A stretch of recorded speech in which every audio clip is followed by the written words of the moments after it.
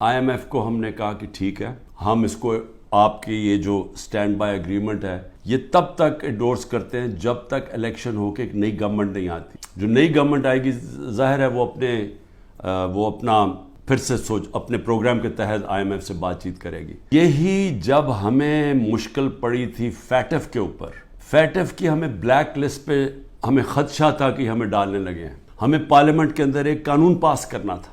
تو جب ہم نے اپوزیشن کو قانون پاس کرنے کا کہا، کیونکہ اگر بلیک لسٹ پہ آ جائیں تو وہ بھی پاکستان میں سینکشنز لگ جاتی ہیں، وہ پھر وہی حالات بننے شروع ہو جاتے ہیں جو کہ ایک ڈیفالٹ سے ہوتے ہیں، یعنی فائنینسنگ ختم ہو جاتی ہے باہر سے، اس چیزیں مہنگی ہو جاتی ہے، مہنگائی ہوتی ہے، غربت بڑھ جاتی ہے. تو اس سے بچنے کے لیے ہم نے وہ لیجسلیشن پاس کر رہی تھی اسمبلی میں.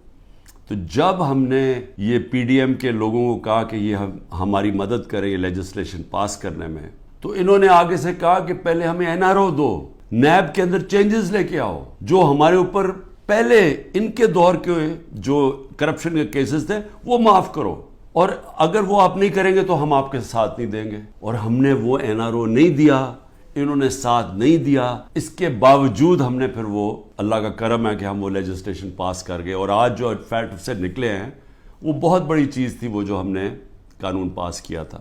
میرے اوپر 180 کیسز بن چکے ہیں. ساری سینئر لیڈرشپ کی یاد اندر ہے کیسز ہیں، اور جو باہر نکلتی ہیں تو ان کو کہتے ہیں کہ جی پہلے کا پارٹی چھوڑو گے نہیں تو ہم آپ کو اندر رکھیں گے. جو ہمارے لیڈرشپ جیل میں ہیں ان کے اوپر انتہا قسم کا پریشر ڈالا جا رہا ہے. جو بھی گلگت بلتستان کے اندر جو ڈرامہ کیا گیا ہے، آپ یہ سوچیں کہ جو ممبرز کے اوپر انہوں نے پریشر ڈالا، ہمارے پاس تو نمبر پورے تھے، پہلے پارلیمنٹ کے اندر گھسنے نہیں دیا، اب اس کے بعد ایک ایک ممبر کے اوپر پریشر ڈالا ہے، وہی کرنے جا رہے ہیں جو کہ انہوں نے آزاد کشمیر میں کیا تھا. تو ایک طرف تو یہ ہو رہا ہے، اور اس کے باوجود ہم کیونکہ ہمارے ملک کو نقصان نہ ہو، ہم نے یہ فیصلہ کیا ہے کہ ہم اس سٹینڈ بائی اگریمنٹ کو بیکنگ دیتے ہیں تب تک جب تک الیکشن نہیں ہوتی.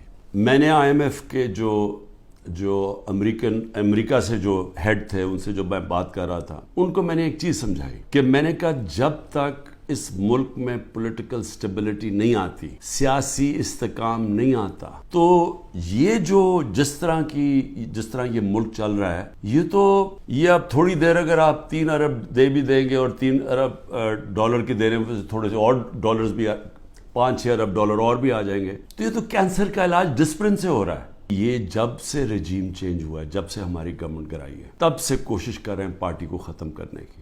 اور کوئی ان کو جو سب اوپر پاور میں بیٹھ کے تحریک انصاف کو ختم کرنے کی کوشش کر رہے ہیں، ان کو کوئی ملک کی فکر نہیں ہے. انہوں نے جو پاکستان کی معیشت سے کیا، میں آپ کو پھر کہتا ہوں دشمن بھی نہ کرے. 3 ارب ڈالر کا ہمیں مل رہا ہے اس وقت IMF سے سٹینڈ بائی اگریمنٹ میں جو پیسہ آئے گا. 7 ارب ڈالر صرف ایک سال میں پاکستان کو نقصان ہوا ہے ایکسپورٹس کی کمی میں اور ریمیٹنسز کی کمی میں. ہم نے IMF کو بھی سمجھایا، میں نے اس کو سمجھایا، میں نے کہا دیکھو جب تک فری اینڈ فیئر الیکشنز نہیں ہوں گے یہ ملک اب یہاں سیاسی استحکام نہیں آئے گا اور اکانومی ٹھیک نہیں ہونے لگی. لیکن بدقسمتی کیا ہے کہ حکومت دوسری یہ جو پالیسیز ہیں جو پاور میں بیٹھے وہ دوسری طرف جا رہے ہیں. بجائے صاف اور شفاف الیکشن کروا کے ایک سیاسی استحکام آئے، ایک ایسی حکومت آئے جو پبلک کی ووٹ سے آئے، پبلک کے مینڈیٹ سے آئے، 5 سال کے لیے آئے، وہ پھر مشکل فیصلے کرے. مشکل فیصلے کا مطلب اصلاحات کرے. ہم نے IMF کو یہ بھی کہا کہ اس وقت ہمارا جو کمزور طبقہ ہے شدید مشکلات میں ہے، اور اس وقت یہ جو پروگرام آپ دیں اس کے اندر ان کا خاص دھیان رکھا جائے. صحت کارڈ کو کئی کی جگہ ختم کیا جا رہا ہے. یہ ایک اتنی بڑی نعمت ہے غریب لوگوں کے لیے، مڈل کلاسز کے لیے، سفید پوش کے لیے، کہ اتنی مہنگائی کے اندر کم از کم ان کا علاج وہ جائیں تو کم از کم وہ جو ہمارا صحت کارڈ کہ 10 لاکھ روپے تک ان کو کسی بھی ہسپتال میں علاج ملنا چاہیے، اس کو رول بیک کیا جا رہا ہے.